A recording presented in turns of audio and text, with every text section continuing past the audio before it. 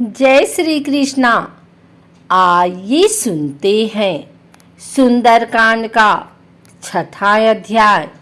सीता की कठोर वचन सुनकर राक्षस राज रावण ने उन प्रियदर्शना सीता को यह अप्रिय उत्तर दिया। लोक में पुरुष जैसे जैसे अनुनय विनय करता है, वैसे वैसे ही वह उनका प्रिय होता जाता है। किंतु मैं तुमसे ज्यों ज्यों मीठी वचन बोलता हूँ, त्यों त्यों तुम मेरा तिरस्कार करती जाती हो।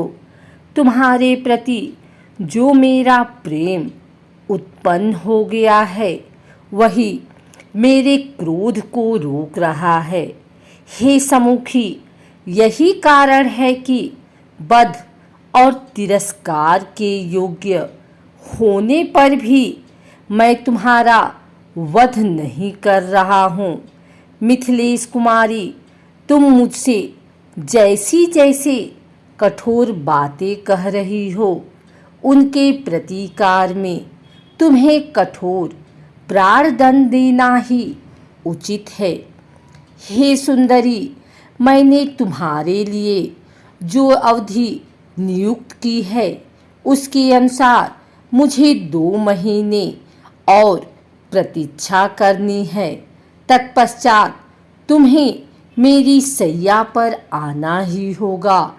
स्मरण रखो, यदि 2 महीने बाद तुमने अपना पति स्वीकार नहीं किया तो मेरे रसोइये मेरे कलेवे के लिए तुम्हारे टुकड़े टुकड़े कर डालेंगे। राक्षस राज रावण के इन वचनों को सुनकर पातिव्रत्य और पति के शौर्य के अभिमान से परिपूर्ण सीता ने कहा, निश्चय ही इस नगर में तेरा भला चाहने वाला कोई भी ऐसा पुरुष नहीं है जो तुझे इस निंदित कर्म से रोके।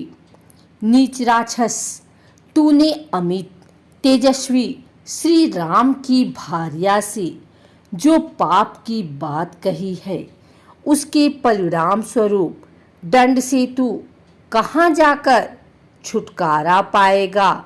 मैं धर्मात्मा श्री राम की धर्म पत्नी और महाराज दशरथ की पुत्र वधू हूँ। दशमुख रावण, मेरा तेज ही तुझे भस्म कर डालने के लिए पर्याप्त है।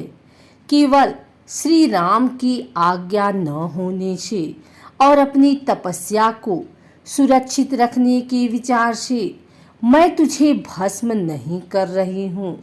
निस्संदेह तेरे वध के लिए ही विधाता ने यह विधा रच दिया है। तू कितना वीर और पराक्रमी है, इसका पता तो मुझे उसी दिन चल गया था जब तेरे पास इतनी विशाल सेना बल और तेज होते हुए भी तू मुझे चोरों की भांति मेरे पति की अनुपस्थिति में चुरा लाया था। क्या इससे तेरी कायरता का पता नहीं चलता?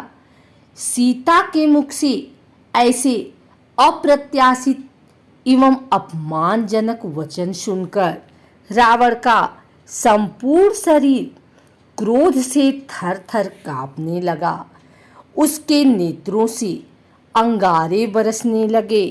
वह दहाड़ता हुआ बोला, अन्यायी और निर्धन मनुष्य का अनुसरण करने वाली नारी जैसे सूर्यदेव अपने तेज से प्रातः कालिक संध्या के अंधकार को नष्ट कर देते हैं, उसी प्रकार मैं तेरा तत्काल विनाश किए देता हूँ। तत्पश्चात रावण ने एकाक्षी, एक वाली, एक करड़ा, एक कान वाली, अश्वपदी घोड़े के समान पैर वाली, सिंहमुखी सिंह के समान मुख वाली, आदि विकराल दिखाई देने वाली राक्षसियों को संबोधित करते हुए कहा, जिस प्रकार भी हो सीता को मेरे बस में होने के लिए विवश करो। यदि वह प्रेम से न माने तो इसे मनचाहा दंड दो, ताकि यह हाथ जोड़कर गिड़गिड़ाती हुई तुझे मुझसे प्रार्थना करे और मुझे अपना पति स्वीकार करे। राक्षसियों को इस प्रकार आज्ञा देकर काम और क्रोध से व्याकुल हुआ राक्षस राज रावण सीता की ओर देखकर गर्जना करने लगा। रावण को अत्यंत क्रोधित देखकर मंदोदरी और धान्य मालिनी नाम की एक अन्य राक्षस कन्या शीघ्र रावण के पास आई और उसका आलिंगन कर बोली, हे प्राणनाथ, आप इस कुरूप सीता के लिए क्यों इतने व्याकुल होते हैं? भला इसके फीके पतले अधरों, अनाकर्षक कांति और छोटे भद्दी आकार में क्या आकर्षण है? आप चलकर मेरे साथ विहार कीजिए, इस अभागी को मरने दीजिए।